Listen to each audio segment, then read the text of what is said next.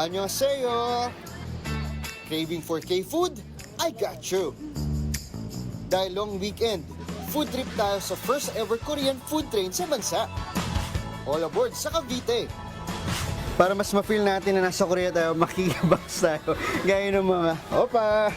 At eto, nandito tayo ngayon sa Busan PH. Makikita nyo, may pa-trend sila. Kitang-kita nyo naman. Oh. Pero teka, parang napanood ko na ito ah.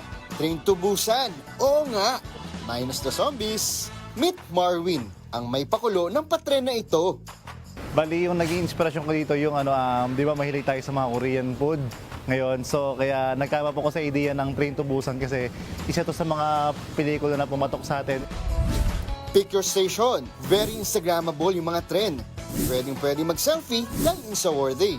Sulitin nyo na ang pagbisita rito dahil ang bawat trend aabot sa 200,000 pesos ang halaga. Gawa sa steel at plain sheet. At ito nagsisilbing cooking station para sa mga Korean street food gaya nito. Waging-wagi, di ba?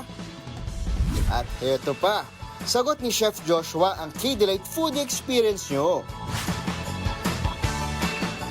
Di ka mauubusan ng pagpipilian. Meron tayong rice meals like bulgogi, kimchi fried rice, and bibimbap.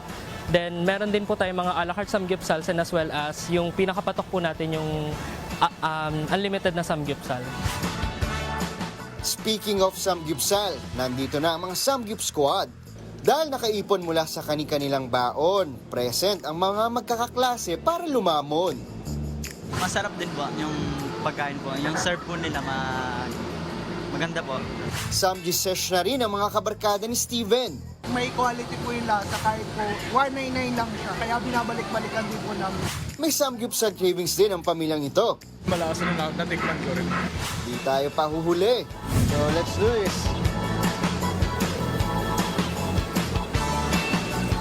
Hindi tayo marunong magluto. Sunugan tayo. Nakipag-chismisa kasi yung cameraman ko sa akin. Gustadong Samjay. Wala nang chopsticks. Rekta na sa kamay. Yan na.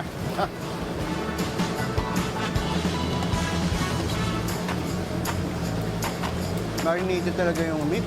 Top. Kahit sunog malasa. Aba, pinapakita ko sa camera. Ilipat ko muna, nasusunog. Mas balot ulit. Sarap. Grilled into perfection. Limitless ang kain dito sa loob ng 1.5 oras.